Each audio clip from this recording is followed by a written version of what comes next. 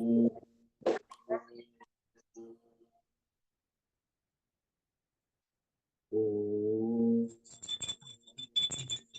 नमो नमः गुरुदेव।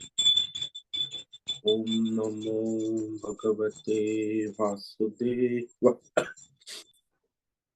ओम नमो भगवते वासुदेवाय। ओम नमो भगवते वासुदेवाय। ओम नमो भगवते वासुदेवाय। ओम नमो भगवते वासुदेवाय। ओम नमो भगवते वासुदेवाय। ओम नमो भगवते वासुदेवाय। ओम नमो भगवते वासुदेवाय। ओम नमो भगवते वासुदेवाय। ओम ओम श्री परमात्मने नमो नमः। ओम गंगणपतये नमो नमः। ओम सं सरस्वत्यै नमो नमः। ओम गुरुभ्यो नमो नमः। ओम सहनाववतु सहनौ भुनक्तु सह वीर्यं करवावहै तेजस्विनावधीतमस्तु मा विद्विषावहै। ओम शांति शांति शांति। सदाशिव समारंभां शंकराचार्य मध्यम अस्मदाचार्य पर्यन्तां वंदे गुरु परंपराम्। ओम पार्थाय प्रतिबोधितां भगवता नारायणेन स्वयं व्यासेन ग्रथितां पुराणम् मध्ये महाभारत अद्वैतामृतवर्षिणीं भगवतीम् अष्टादशाध्यायिनीम् अम्ब त्वामनुसन्दधामि भगवद्गीते भवद्वेषिणि। वसुदेवसुतं देवं कंसचाणूरमर्दनं देवकी परमानन्दं कृष्णं वन्दे जगद्गुरुं। नमस्ते परमं ब्रह्म सच्चिदानन्दरूप निर्गुणाय नमस्तुभ्यं ओंकाराय नमो नमः। सर्वे दुर्गाणि तरन्तु सर्वे भद्राणि पश्यन्तु सर्वे सद्बुद्धिमाप्नोतु सर्वे सर्वत्र नंदतु। ओम तत्सत। ओम ओम ओम। आप सभी ऑनलाइन नेटवर्क पर उपस्थित भगवत गीता श्रवण साधकों को आज प्रातः का अभिवादन अभिनंदन अभिवंदन। हरि ओम हरि ओम हरि ओम। हम सबको आज का यह दिव्य दिन तन मन धन जन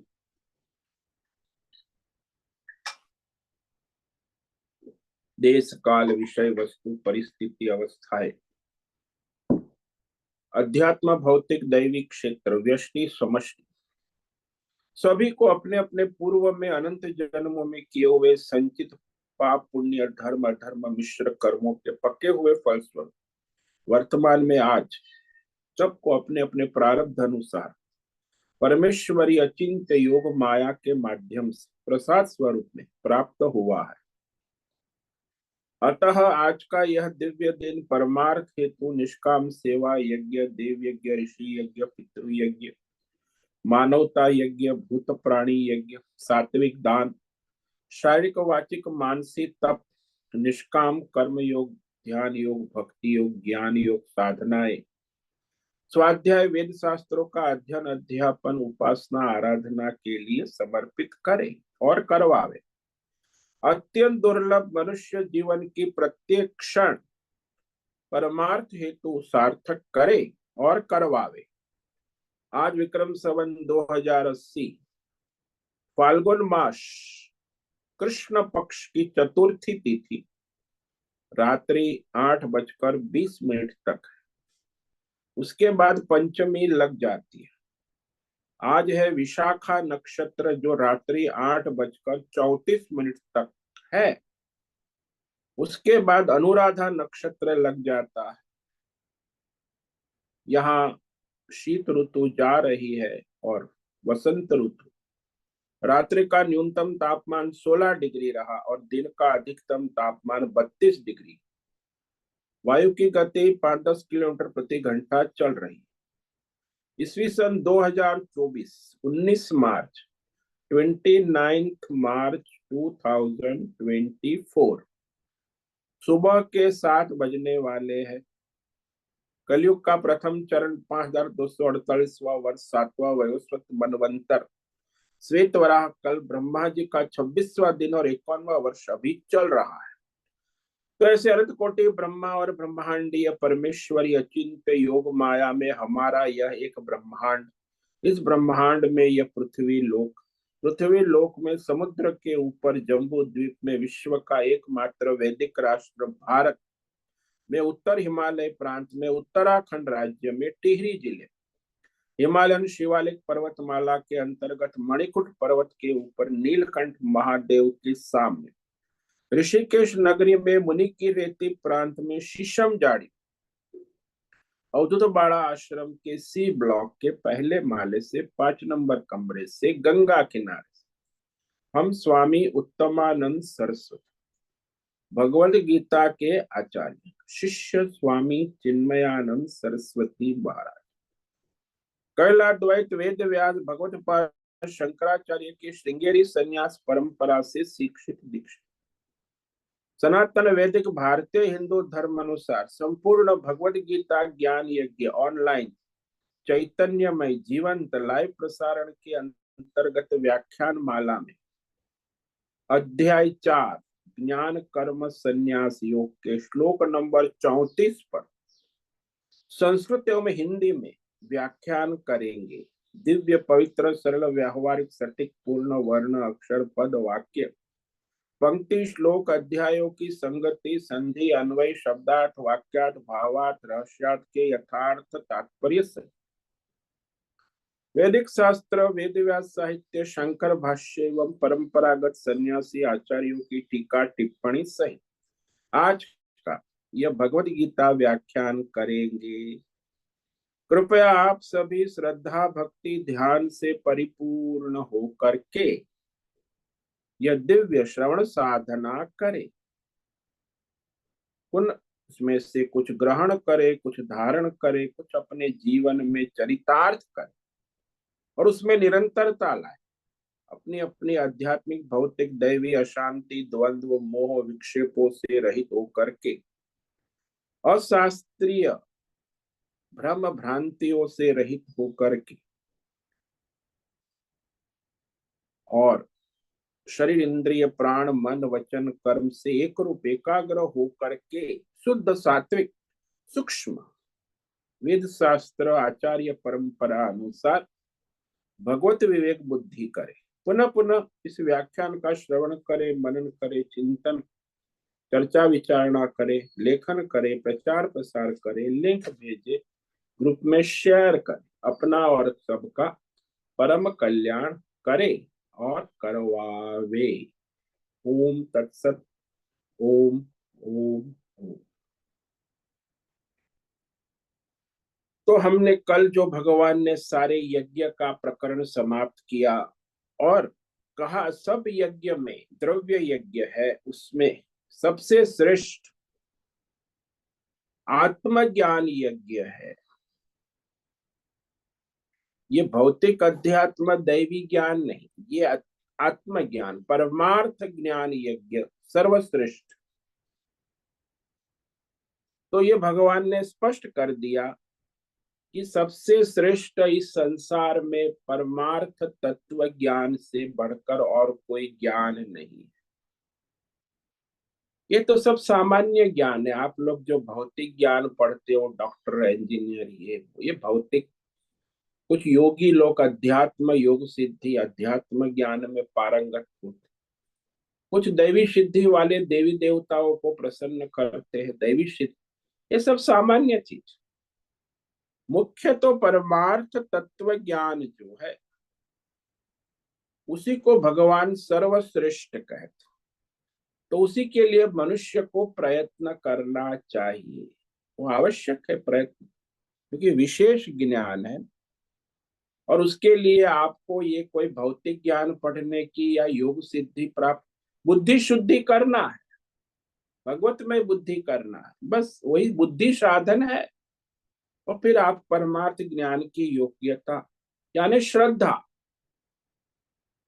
श्रद्धा ही बुद्धि शुद्धि का प्रमाण है, साधन है। इसीलिए श्रद्धावान लभते, परमार्थ तत्व का ज्ञान बुद्धिमान को भगवान ने नहीं कहा, श्रद्धावान को परमार्थ तत्व का ज्ञान लाभ होता। तो ये जरा महत्व का है, इसीलिए भगवान ने ज्ञान यज्ञ की प्रशंसा की। और सारे कर्म और यज्ञ का अंतिम समापन ज्ञान यज्ञ में ही होता है।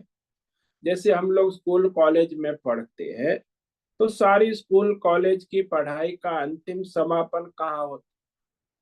बोले पीएचडी में होता है। पीएचडी करते हैं तो फिर सारी कॉलेज स्कूल के ज्ञान का परिसमापन हो। ठीक वैसे ही यहाँ हमारे सारे यज्ञ, कर्म योग, ध्यान योग, भक्ति को, ये भगवान ने 13 यज्ञ किए, इस यज्ञ का समापन उसी आत्मज्ञान, परमात्मा तत्व ज्ञान में परिपूर्ण हो जाता है। तो ये भगवान ने स्पष्ट कर दिया, श्रेयान द्रव्यमया यज्ञ ज्ञान यज्ञ परंतप सर्वं कर्माखिलम पार्थ ज्ञाने परिसमाप्यते।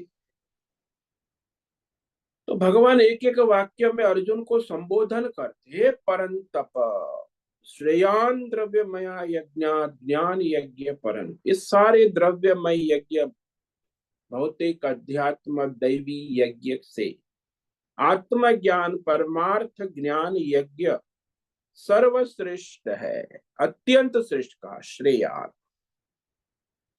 क्योंकि आत्मज्ञान तत्व ज्ञान से बढ़कर और कोई विषय है ही। तत्व ज्ञान यज्ञ परमेश्वर विषयक तत्व ज्ञान से ही मनुष्य का मोक्ष होता है, भगवतमय होता, और किसी ज्ञान से मोक्ष नहीं होता। अब भौतिक ज्ञान हो, योग सिद्धि प्राप्त करो, देवताओं को प्रसन्न करो, इस ज्ञान से मोक्ष सिद्ध नहीं। मोक्ष केवल परमार्थ तत्व ज्ञान, परमेश्वर विषय के ज्ञान से ही मोक्ष सिद्ध होता है। इसीलिए भगवान ने कहा ये सर्वश्रेष्ठ है, क्योंकि सारे कर्म, भक्ति, ध्यान, उपासना, कर्म, धर्म सभी संपूर्ण परमार्थ तत्व ज्ञान में परिपूर्ण हो जाते, परिसमाप्यते। तो इस तरह उसकी परिपूर्णता परमार्थ ज्ञान में हो जाती। अब ये जो मनुष्य सारे यज्ञ करके, कर्म योग, ध्यान योग, भक्ति योग के बाद उसे क्या करना चाहिए? ज्ञान योग क्या अपने आप करेगा? आत्मज्ञान, परमार्थ ज्ञान, बोले वो तो ऐसे परमार्थ अपने आप तो हो नहीं सकता। बोले कॉलेज करेगा, स्कूल करेगा, फिर मास्टर्स करेगा, फिर मास्टर्स के बाद क्या अपने आप पीएचडी खुद करेगा? बोले नहीं, पीएचडी के लिए उसे गाइड चाहिए, उचित गाइड को ढूंढना पड़ेगा। तो पीएचडी कोई दुनिया में अपने आप नहीं कर सकता, उसके लिए उसे गाइड चाहिए। ऐसे ही ये जो परमार्थ ज्ञान योग है, वह कोई अपने आप स्वयं सिद्ध नहीं कर सकता, उसे आचार्य, गुरु, गाइड, परंपरागत आचार्य की आवश्यकता है।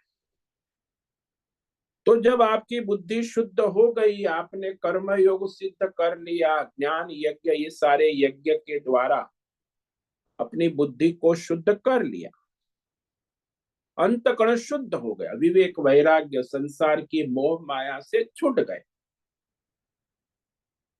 तो अब आगे क्या करना है? ये भगवान आगे 2 श्लोक में कह रहे हैं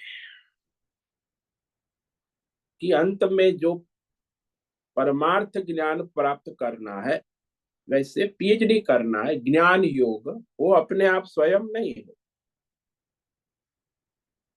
तो उसके लिए अत्यंत आवश्यक है कि वह योग्य आचार्य, श्रोत्रिय ब्रह्मनिष्ठ परंपरागत आचार्य के द्वारा वह ज्ञान प्राप्त होता है, अन्यथा नहीं हो सके अपने आप स्वयं अपनी बुद्धि से।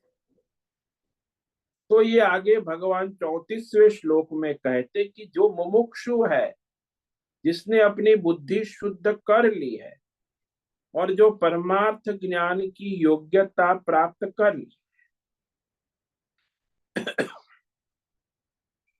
तो उसके लिए आसान उपाय बता, फिर स्वयं अपनी बुद्धिमानी ना करे, वह आचार्य के पास, योग्य आचार्य के पास जाकर परमार्थ ज्ञान प्राप्त करे। तो कैसे होगा वह? तो ये भगवान यहाँ कह रहे श्लोक नंबर 34 में, तद्विद्धि प्रणिपातेन परिप्रश्नेन सेवया उपदेक्षन्ति ते ज्ञानम ज्ञानिनः तत्वदर्शिनः। ततः यानी उस परमार्थ ज्ञान के लिए आपका कर्म योग ध्यान ये सब यज्ञ के द्वारा अंतःकरण शुद्ध हो गया, मोह माया छूट गई है, भगवत मार्ग में आप लग गए, अंतःकरण शुद्ध हो गया, तब आगे क्या करना? बुद्धि भगवान में लग गई है, तो उसमें कहा कि वह परमार्थ विद्या प्राप्त करना है। तो उस परमार्थ ज्ञान को तत्वज्ञानी के पास जाकर समझे, तत्विद्धि, अपने आप न करे, विशेष रूप से जाने, समझे, अनुभव करे। तो परमार्थ ज्ञान के लिए जाना है तो वहां जब कोई आचार्य है उसके पास जाओगे तो उसके लिए योग्यता बनानी पड़ेगी। तो सबसे पहले ऐसे तत्वज्ञानी महापुरुष के पास जब कोई जाता है तो भगवान कहते उसे प्रणिपातेन, भली भांति दंडवत प्रणाम करे।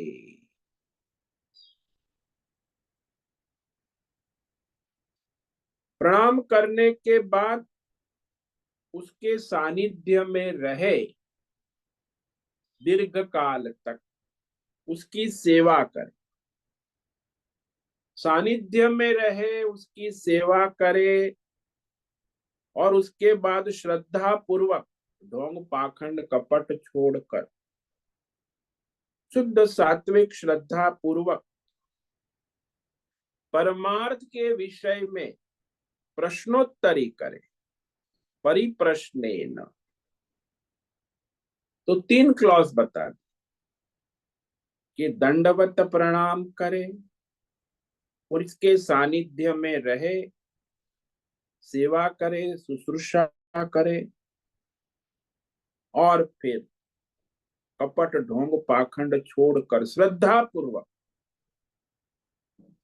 जिज्ञासा से प्रश्नोत्तरी करे परमार्थ के विषय, परमात्मा क्या है, जीव क्या है, बंधन क्या है, मोक्ष कैसे होता है, ये सारे प्रश्नोत्तरी करे।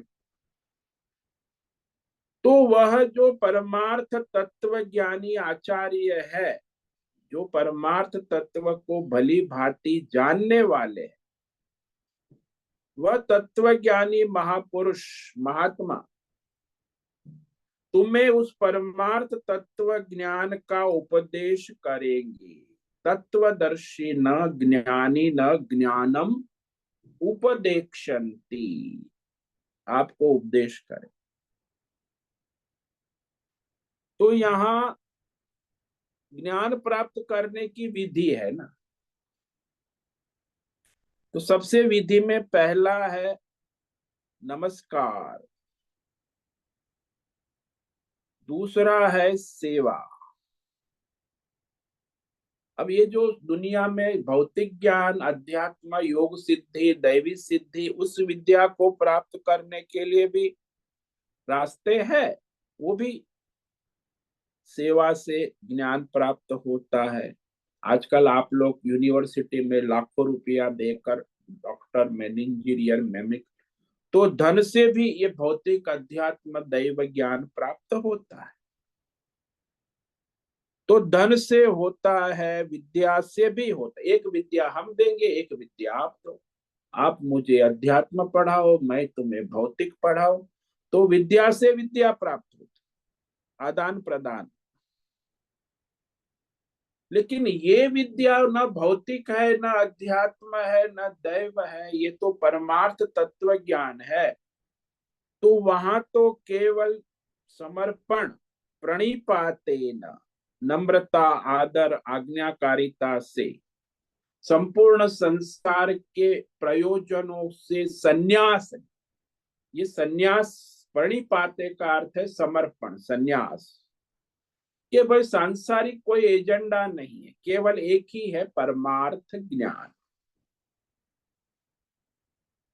तो संपूर्ण समर्पण पूर्वक फिर उनके सानिध्य में लंबे समय तक रहकर उनकी सेवा करने से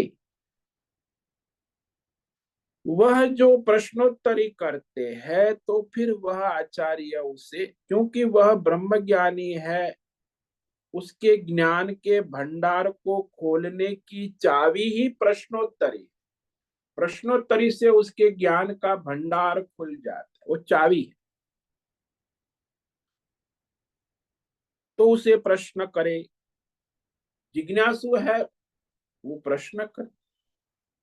अब जिसको प्रश्न ही नहीं होता उसको आचार्य भी प्रश्न कर सकते, तो उसकी जिज्ञासा उत्पन्न हो। जिज्ञासु को प्रश्न होते हैं, तो वह प्रश्न करे। बारंबार प्रश्न करने से वह वास्तविक ज्ञान प्रकट होता, और वह ज्ञान, वह आचार्य है, वेद शास्त्रों का संपूर्ण ज्ञान है, और उसे अनुभूति भी है। जीवन में स्वानुभूति पूर्ण ज्ञान, इसीलिए वो तत्वदर्शी कहा जाता। तो ऐसे महात्मा के पास रहकर वह परमार्थ ज्ञान को प्राप्त करे। वो उपदेश करेंगे, अवश्य करेंगे। तो ये सारे नियम है शास्त्र। तो सबसे पहले यहाँ भगवान ने कहा कि वह आत्म तत्व ज्ञान कैसे जाने। अपने आजकल लोग हम ध्यान करेंगे, मेडिटेशन करेंगे, अपने आप ज्ञान हो, अपने आप कुछ होने वाला, अपने आप पीएचडी आप कर लोगे। पीएचडी करना है तो गाइड चाहिए। हाँ, स्कूल में पढ़ाई अपने आप कर ले, होमवर्क अपने आप घर बैठे एसएससी होमवर्क कर सकते, लेकिन पीएचडी घर बैठे अपने आप नहीं होते। उसके लिए भाई यूनिवर्सिटी में गाइड चाहिए। इसीलिए परमार्थ तत्व ज्ञान जो सबसे सूक्ष्म है, रहस्यमय है, उसे कैसे जाने। तो भगवान ने सबसे पहले कहा प्रणिपातेन, परंपरागत आचार्य गुरुकुल में जाए। परंपरागत आचार्य गुरुकुल में जाकर आचार्य को साष्टांग दंडवत प्रणाम करके आदर, समर्पण, नम्रता व्यक्त करे। जैसे डंडा भूमि के ऊपर पूरा गिर जाता है, इसी प्रकार सारे हमारे 8 अंगों को भूमि पर गिराकर दंडवत नमस्कार किया जाता है। आजकल तो बड़ी स्टाइलिश मॉडर्न स्टाइल है भाई। आचार्य गुरुओं को हाय गुरु, नमस्ते, नमस्कार, फिर हाँ हाथ से भी जोड़ने में भी नमस्कार में स्टाइल, थोड़ी गर्दन झुकाएंगे, थोड़ी गर्दन उठाएंगे, थोड़ा कंधा झुकाएंगे, थोड़ी कमर झुकाएंगे, और अलग अलग स्टाइल के नमस्कार होते हैं। There are 100 of style. बोलिए ये सब ढोंग पाखंड है। वास्तविक नमस्कार है दंडवत नमस्कार के। माता पिता को भी नमस्कार करना है तो ये दंडवत नमस्कार ही वास्तविक है, बाकी सब ढोंग पाखंड दिखावा है।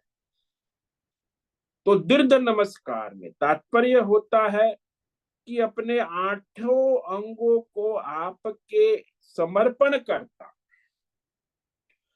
मैं अपने स्थूल सूक्ष्म शरीर संपूर्ण व्यक्तित्व को आपके चरणों में समर्पण करता हूं, यानी मेरे अहंकार को आपके चरणों में समर्पित कर।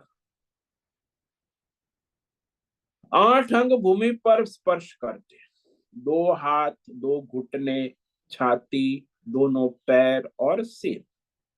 आपने कभी जीवन में, बहुत लोगों ने किया ही नहीं होगा, हमारे कई तो आजकल मॉडर्न है, दंडवत प्रणाम कभी जिंदगी में किया ही नहीं हो, 90%। अब जिसने दंडवत प्रणाम किया है उसे पता है कि इसमें 8 अंग भूमि पर लगते हैं, 2 हाथ, 2 घुटने, छाती, 2 पैर, सिर और 8 अंग जीव की अष्टपुरियों को बताते, क्योंकि जीवात्मा पूरा समर्पण करेगा तब वो परमात्मा का ज्ञान प्राप्त करेगा। तो 8 पुरिया क्या है? जीवात्मा पूरा उसका पैकेज। बोले सबसे पहले 8 पुरियों में पहली पूरी जीवात्मा की है पंच महाभूत, जिसमें वो रहता है। दूसरा घर है उसका पंच प्राण। तीसरा घर है उसका 5 ज्ञानेंद्रिय। चौथा घर है उसका 5 कर्मेंद्रिय। पांचवा घर है उसका अंतकरण चतुष्ट, मन बुद्धि चित्त अहंकार। छठा घर है उसका कामनाएं, भौतिक अध्यात्म दैवी कामना इच्छाएं। सातवां घर है उसका ये सारे वैदिक लौकिक कामना पूर्ति के लिए सकाम कर्म। और आठवां घर है उसका अज्ञान। ये पूरे जीवात्मा के रहने के स्थान है। 8 अष्टपुरी में रहता है। बड़ा साम्राज्य है जीवात्मा का। पंच महाभूत, 5 ज्ञानेन्द्रिय, कुल 27 तत्वों का मालिक है ना। वो अहंकार है जीवात्मा कि मैं इस 27 तत्वों का मालिक, राजा, जीव राजा। तो इस महल में वो रहता है, इस सारा साम्राज्य उसका है। इसी को जीवात्मा का पुर्यष्टकम कहते, जीवात्मा का पूरा अहंकार इसी से जुड़ा है। सारे संपूर्ण जीवात्मा का समर्पण यानी दंडवत प्रणाम से व्यक्त होता कि मैं मेरे संपूर्ण जीव भाव को अष्टपुरी के साथ, मेरे संपूर्ण साम्राज्य के साथ समर्पण करता हूं। तो संपूर्ण समर्पण कर। तो इस तरह ये 27 तत्व अष्टपुरी का समर्पण करने पर फिर वह आचार्य परमार्थ तत्व का उपदेश कर सकते हैं। जब तक अहंकार है, अन्यथा वो अहंकार से, जीव भाव से परमार्थ तत्व का उपदेश, ज्ञान सार्थक नहीं हो सकता है, क्योंकि वह अहंकार से दूषित है। जैसे उपदेश है, फूटे घड़े में पानी डालने से वह पानी उसमें टिकता नहीं है। ऐसे ये जीवात्मा को अपने इस 27 तत्वों का अहंकार है, ऐसे अहंकारी जीवात्मा को परमार्थ तत्व ज्ञान का उपदेश टिकता नहीं, क्योंकि वो फूटा घड़ा है। फूटे हुए घड़े में परमार्थ तत्व ज्ञान टिकता नहीं, सार्थक नहीं हो सकता। इसलिए ज्यादातर आजकल जो सुनने वाले परमार्थ ज्ञान है वो फूटे घड़े जैसे, अपना अहंकार और जीव भाव को पूर्ण साथ में रखकर वह समर्पण न करने के कारण उन्हें ज्ञान नहीं हो सकता है। अच्छा, आपने पूर्ण जीव भाव को समर्पित कर दिया, ये पहला क्लॉज हुआ, प्रणिपातेन। संपूर्ण समर्पण करने के बाद में क्या करे, ये दूसरा क्लॉज। अब आप जब गए आचार्य के पास गुरुकुल में, आचार्य को संपूर्ण समर्पण कर दिया, फिर उसके सानिध्य में वहां रहे, नहीं कि जाके कहे अरे मेरी तो परसों फ्लाइट है, मुझे 3 दिन में आत्मज्ञान दे दीजिए, मेरे पास टाइम नहीं है। तो ऐसे सानिध्य में लंबे समय तक रहना,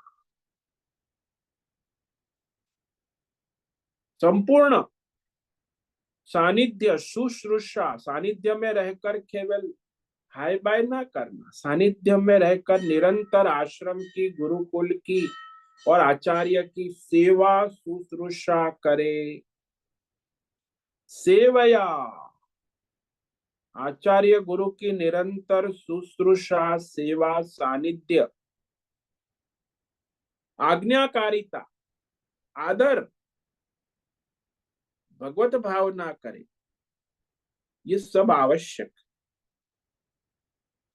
सेवया का मतलब केवल सेवा नहीं कि गुरु दक्षिणा का कवर दे दिया, सेवा हो गई। आजकल तो बड़े प्रोफेशनल भगत लोग आते, पहले दक्षिणा दे देते, क्या मुझे प्रश्न आप उत्तर दीजिए, क्योंकि मैंने दक्षिणा दे दी है आपको, अब मेरा हिसाब करे। तो प्रोफेशनल, या तो बाद में दक्षिणा, हाँ अच्छा लगा तो ज्ञान गुरु जी ने दिया है तो कुछ दक्षिणा तो देनी होगी, तो फिर कवर में कुछ 500 100 1000 देते हैं कि भाई सेवा, गुरु जी हमारी सेवा छोटी सी से हम तो क्या दे सकते हैं आपको। तो बड़े ढोंग पाखंड चलते हैं दुनिया। तो सेवा करने से यानी कपट ढोंग पाखंड छोड़ के, अरे भाई तुम आचार्य गुरु के पास हो, वहां जैसे वो छोटा सा बच्चा होता है, 6 महीने का, 1 साल का, वो अपने माता के पास कपट ढोंग पाखंड छोड़ कर रहता, सीधा सरल भोला भाला, जो अपना है वो माँ के साथ शेयर करता है। तो ऐसे ऐसे होना चाहिए साधक भी, ढोंग पाखंड कपट छोड़कर सेवा भाव से आदर्श जीवन होना चाहिए, परंपरागत जीवन होना, दैवी गुणों से संपन्न होना चाहिए। लेकिन आज के युग में तो बड़ा दुर्लभ है। तो सेवा का अर्थ है कर्मेंद्रियों से भी समर्पण सेवा करे, ज्ञानेन्द्रियों से भी उनकी सेवा करे, अंतकरण से भी उनकी सेवा करे, कामना भी उनकी सेवा की करे, कर्म भी उनको, यानी पूरा जीव भाव 27 तत्व उनको सेवा में समर्पित करे। इस प्रकार सेवया, आजकल तो बड़ी सेवा होती है, मॉडर्न जमाना है सेवा का, मॉडर्न सेवा 21वीं सदी के आधुनिक लोग बड़ी सेवा करते हैं, आचार्यों की, गुरु की, माता पिता की, बड़ों की, ये सब हमारे वैदिक नियम है, तब सेवा होती। तो यह जो विधि है किसी दूसरे धर्मों में नहीं है, न ईसाई में है, न इस्लाम में है, न जैन में है, न बौद्ध में है, न किसी धर्मों में, संप्रदाय, ये धर्म का, ये तो संप्रदाय है। धर्म तो एक ही है, सनातन धर्म, वैदिक धर्म, बाकी सब संप्रदाय, उनकी अपनी अपनी विधि है। तो यहाँ परंपरागत शास्त्र धर्म के अनुसार जीवन जीना, ये सर्वश्रेष्ठ सेवा है। मनमानी ना रहे। मनमानी करना ये कोई सेवा नहीं, ये तो ढोंग पाखंड है। मनमानी, बुद्धिमानी अपनी, आजकल तो बुद्धिमानी का जमाना है। और फिर जब सेवा ठीक से हो जाए तो फिर आचार्य को उचित समय में सरलता पूर्वक अपनी जिज्ञासा व्यक्त करे, प्रश्नोत्तरी करे, बार बार परिप्रश्नेन, परि यानी बार बार प्रश्नोत्तरी करे।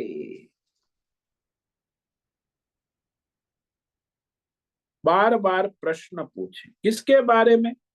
परमार्थ तत्व क्या है, बंधन क्या है, मोक्ष क्या है,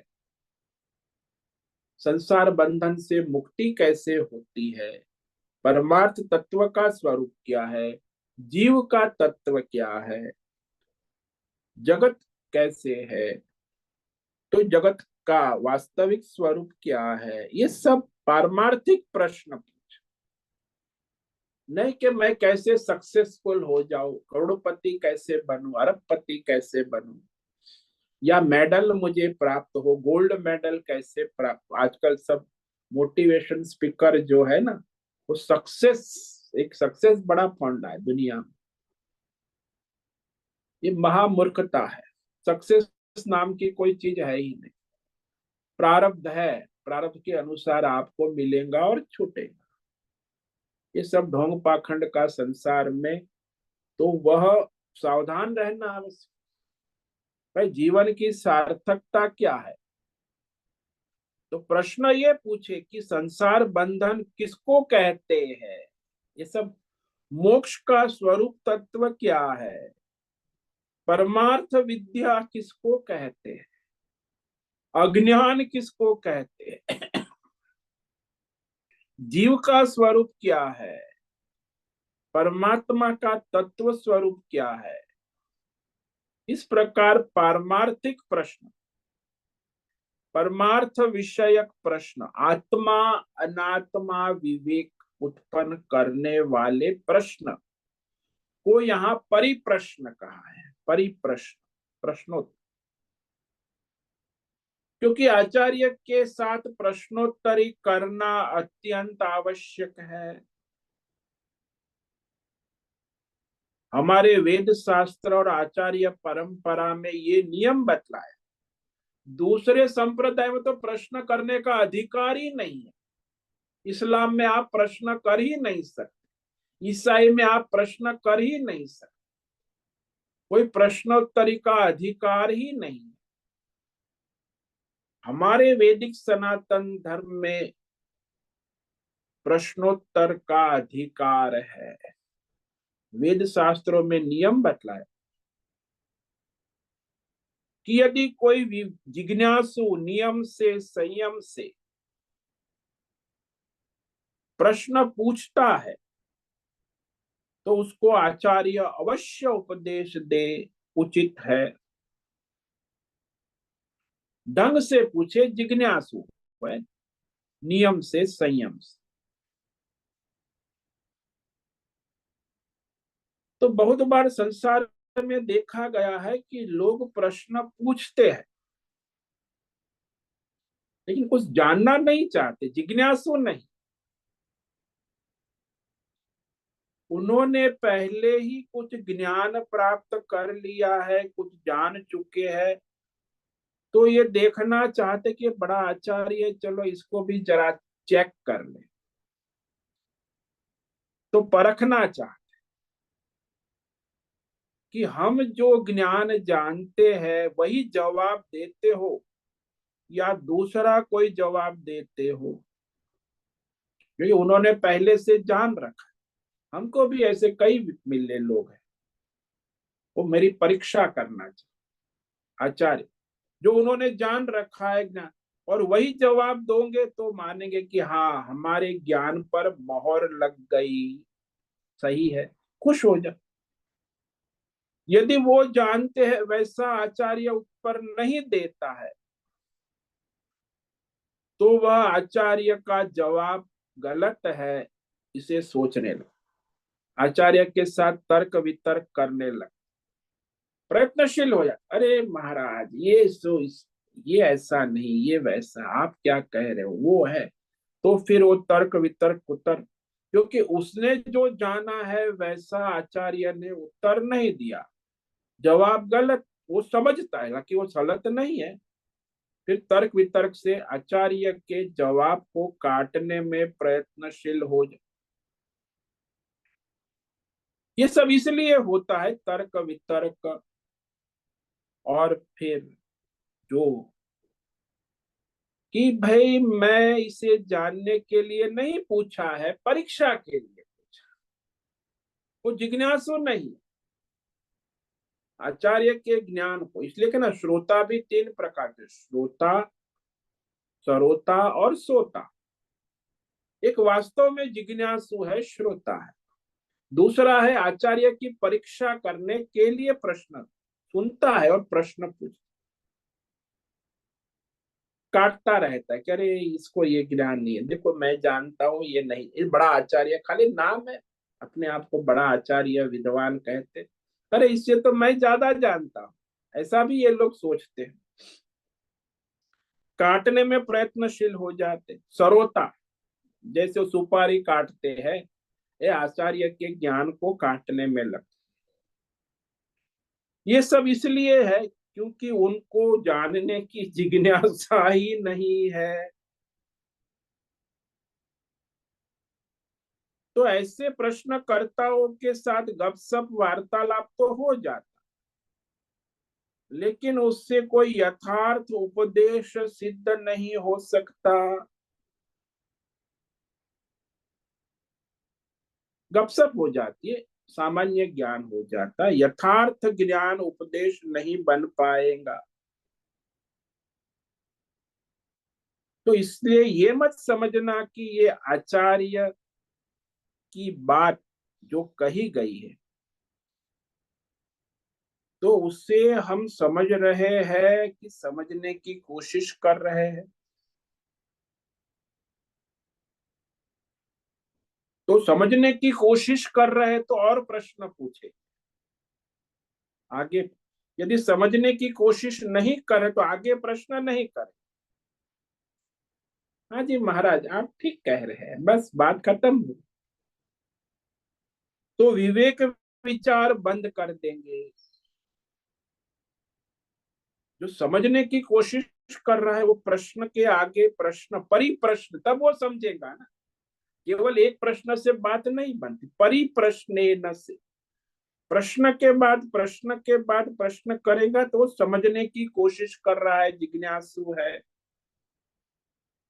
यथार्थ समझने के लिए प्रश्न पूछने वाले को बार बार प्रश्न परिप्रश्न करना आवश्यक।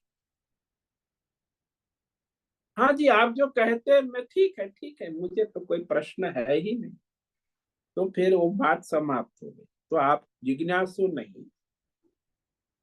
आचार्य की बात समझने के लिए प्रश्न करना, यथार्थ समझने के लिए प्रश्न पूछने वाले जिज्ञासु का तात्पर्य है कि बात जो आचार्य ने आपने कही वह ठीक यथार्थ ही है, तो उसे यथार्थ पूर्वक श्रद्धा पूर्वक समझने का प्रयास करना।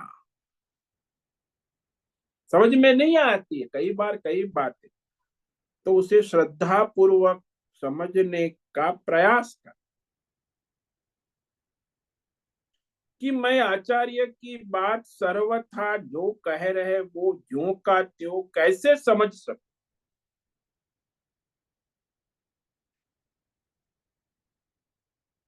तो कई बार ऐसा लगता है कि वो प्रश्न पर प्रश्न कर रहा है खाली विवाद करने के, नहीं, वह जिज्ञासु है, समझने के लिए प्रश्नोत्तरी कर रहा है। तो जिज्ञासु को कभी नहीं लगता है कि आचार्य ने जो जवाब दिया वो असत्य है, गलत है, झूठा है, मैं उससे अधिक जानता हूं, ऐसा नहीं लगता।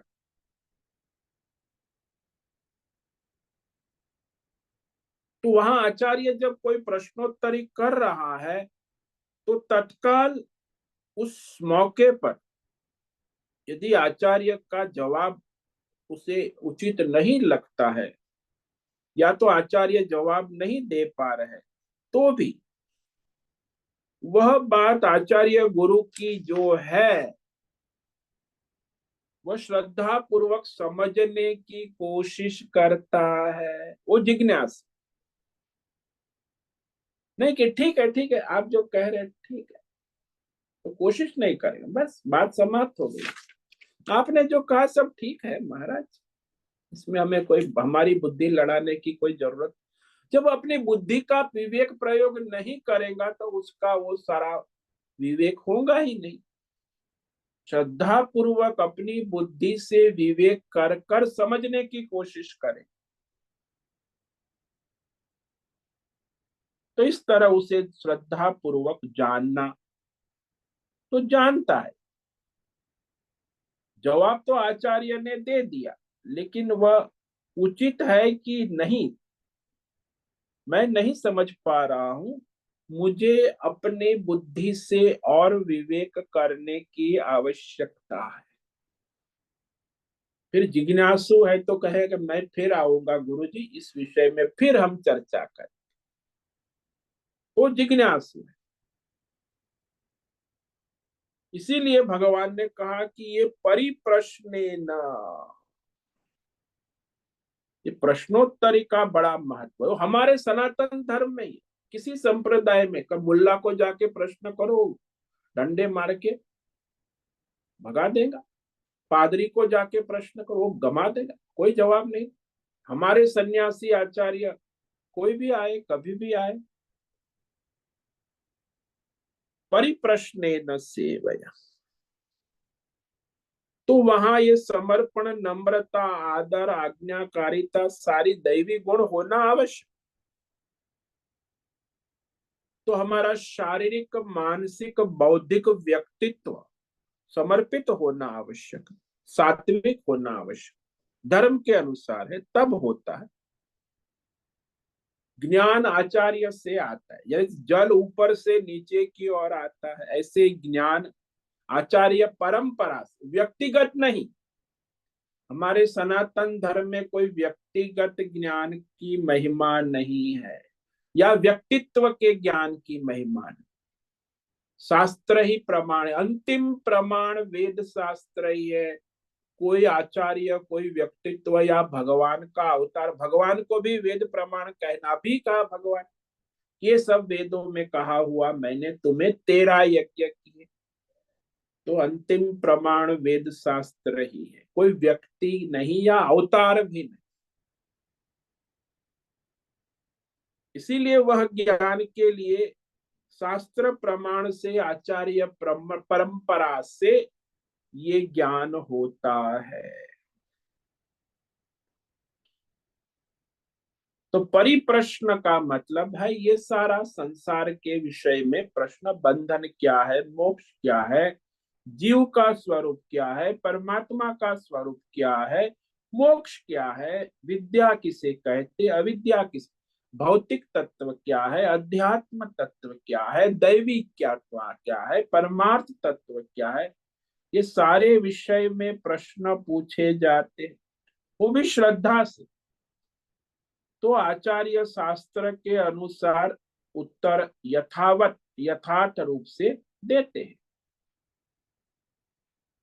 इसीलिए यह समझने के लिए श्रद्धा होना आवश्यक है, जिज्ञासा होना आवश्यक है, जानने की इच्छा होना। तो जब इस प्रकार प्रणिपातेन सेवया परिप्रश्न, 3 बात द्वारा आचार्य प्रसन्न होंगे, तब आचार्य तुम्हें परमार्थ तत्व का उपदेश करेंगे। कि परमात्मा तत्व का स्वरूप कैसा है, जैसा है वैसा निरूपण करे। तो वो आचार्य कैसा होना चाहिए, वो आगे के श्लोक पंक्ति में, उस पर हम कल विचार करेंगे कि जिस आचार्य के पास आप गए हैं वो तत्वदर्शी न ज्ञानी न ज्ञानम उपदेश।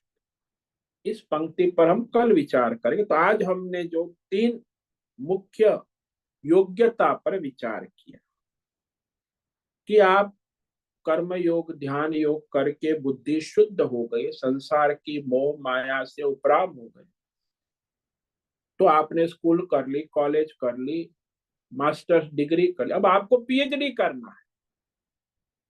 पीएचडी करना है तो गाइड के पास जाना होगा, यूनिवर्सिटी। वैसे यहाँ भी आपको आत्मज्ञान प्राप्त करना है तो फिर गुरुकुल यूनिवर्सिटी में आचार्य परंपरा से वहां आचार्य के पास जाकर वह परमार्थ तत्व ज्ञान को जानना होगा। इस पर हम कल और विचार करेंगे। तो आज जो हमने पहली पंक्ति पर विचार किया है, तद्विद्धि प्रणिपातेन परिप्रश्नेन सेवया उपदेक्षन्ति ते ज्ञानम ज्ञानिनः तत्वदर्शिनः। उस परमार्थ तत्व ज्ञान तत्ज्ञानम विधि, उसे जानो। कैसे? तो ये विधि बताई। प्रणिपातेन, संन्यास, समर्पण, नम्रता, आदर, आज्ञाकारी, संपूर्ण जीव भाव का समर्पण। प्रणिपातेन, दंडवत जिसको कहते, दंडवत यानी संपूर्ण जीव का समर्पण। कहीं कोई अहंकार या रिजर्वेशन नहीं है। और सेवया, सेवा यानी सानिध्य में रहकर आज्ञा का पालन करना, आदर करना, तो शुश्रूषा करना, सानिध्य में बनाए रखना, और उसके साथ वहां साथ में रहते हुए उचित समय पर प्रश्नोत्तरी परिप्रश्ने न, सरलता पूर्वक प्रश्न। तो वह प्रश्नोत्तरी के द्वारा जिज्ञासा पूर्वक श्रद्धा पूर्वक प्रश्नोत्तरी करे,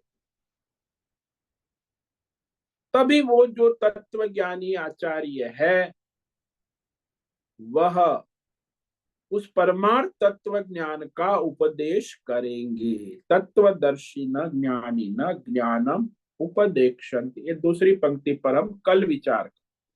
ओम नमो नारायणाय, ओम नमो नारायणाय, ओम नमो नारायणाय, ओम नमो नारायणाय, ओम नमो नारायणाय।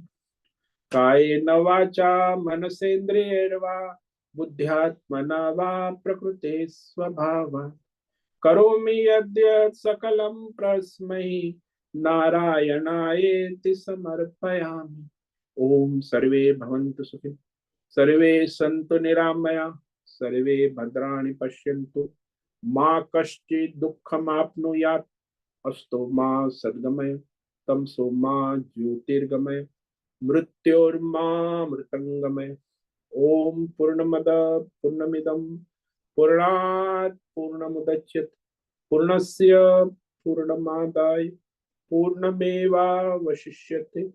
ओम शांति शांति शांति। शंकरं शंकराचार्यं केशवं बादरायणं सूत्र भाष्य कृतौ वंदे भगवन्तौ पुनः पुनः। ईश्वरो गुरुरात्मेति मूर्ति भेद विभागी, व्योमवद् व्याप्त देहाय दक्षिणामूर्तये नमो नमः। ओम गंग गुरुभ्यो नमो नमः। ओम तत्सत् ब्रह्मार्पणमस्तु। ओम ओम ओम।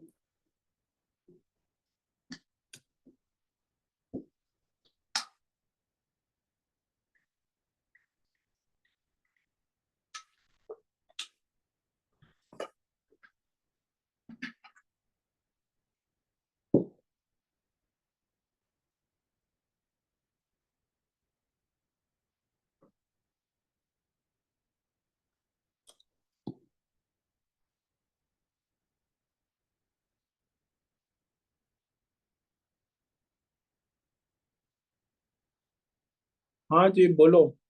प्रशांत। प्रणाम स्वामी जी। स्वामी जी, एक मतलब बहुत ही स्टूपिड सा सवाल है, बट एक जैसे आपने आज मतलब कि गुरु की सेवा कैसे करना है और उनसे ज्ञान कैसे प्राप्त करना है, सबसे बड़ा सवाल मेरा ये था कि आप एक गुरु का चयन कैसे किया जाए महाराज, अगर इसके बारे में आप कुछ ज्ञान दे सकें तो। उसका कल उत्तर देंगे। गुरु का चयन तो ये जो है ना, जी। तत्वदर्शी कैसे हो ज्ञानी न, तो ये जो उसका दूसरी पंक्ति में उत्तर है। अच्छा। वो- जी। हाँ, जी कल स्वामी। देंगे। कल आप लेक्चर सुने तो आपको मिल जाएगा जवाब। जी।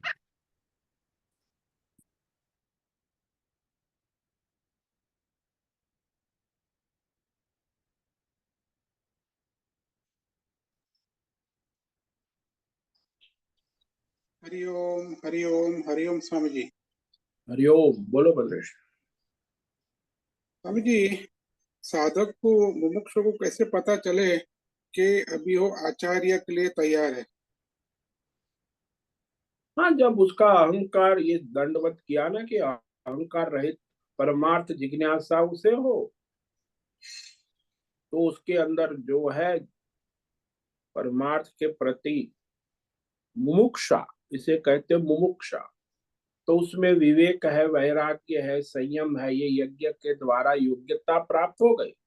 इंद्रियों का संयम, मन का संयम, वाणी का, श्रद्धा है। तो ये योग्यता हो तो उसे पता चलता है कि हम अब योग्य, क्वालिफाइड है। जैसे मेडिकल में एंट्रेंस है, तो एंट्रेंस उसको पता है कि मैं मेडिकल एंट्रेंस पास हो गया तो फिर मैं एमबीबीएस करूंगा। अपनी योग्यता वो जानता है, बनाता है। नहीं जान तो वैसे, तो यहाँ तो योग्यता बनानी है, जाननी है, जानकर बनानी भी होगी। केवल जानने से नहीं होगी। कि आप में विवेक है, वैराग्य है, जीव भाव से उपराम हुए, संसार की मोह माया से उपराम हुए, और फिर इंद्रियों का संयम, मन का, वाणी का संयम, तितिक्षा है, श्रद्धा है, और खास है मुमुक्षा, ये मोक्ष की इच्छा है, जिज्ञासा है। तो फिर वो साधक योग्य अधिकारी है। जब तक ये अंतकरण शुद्ध नहीं हो, एक यज्ञ जो कहे यज्ञ के द्वारा अंतकरण शुद्ध नहीं होता। शुद्ध यानी सात्विक, भगवतमय, धर्ममय, शास्त्रमय, तब जाके उसमें योग्यता आती है। इसलिए तो कहा ना, सबसे पहले कर्म योग है, फिर ध्यान योग है, फिर भक्ति योग, फिर ये ज्ञान योग की योग्यता। तो उसे पता चलता है कि मैं कहाँ हूँ, क्या हूँ, क्या करना आवश्यक है। तो साधना के बाद ही ज्ञान योग की योग्यता आती है। और जिसके जीवन में साधना ही नहीं है, तो भले बुद्धिजीवी होता है, ज्ञान प्राप्त करता है, लेकिन उसे ज्ञान अनुभूति नहीं हो, शब्द ज्ञान हो जाता, तत्व ज्ञान नहीं हो। योग्यता है, उसे तत्व ज्ञान हो जाता है।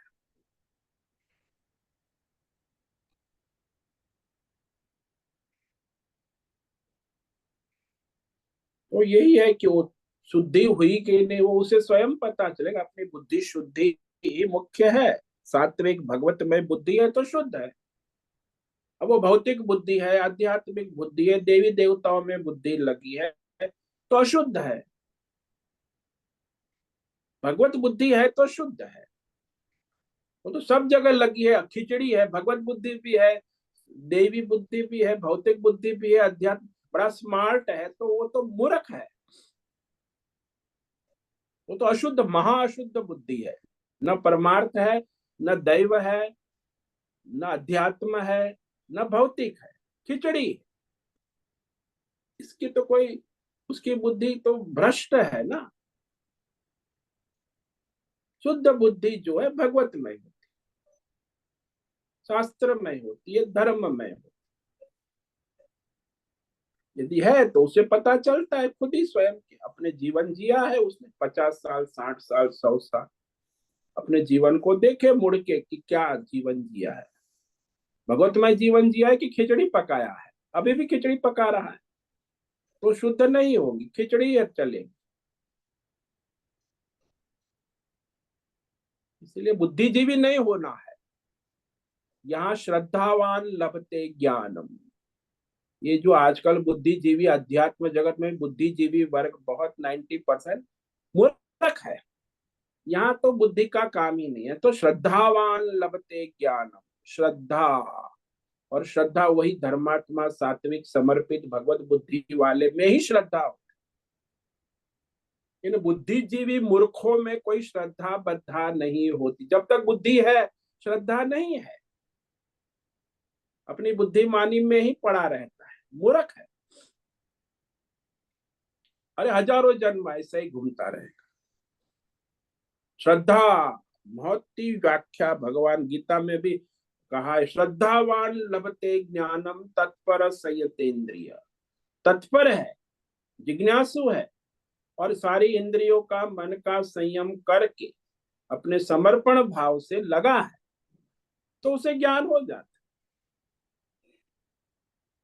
अनुभूति हो जाता।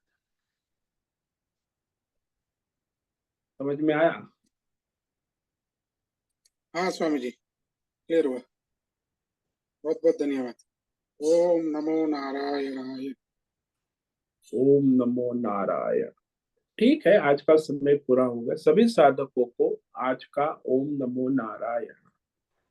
सभी साधकों को आज का ओम नमो नारायणाय। ओम नमो नारायण स्वामी जी। सबको ओम नमो नारायण। नारायणाय। ओम नमो नारायण। बहुत से निवेदन है, आज का सत्संग पूर्ण करें। ओम नमो नारायण। आज का यह दिवस सत्संग हम यही पूर्ण करते हैं।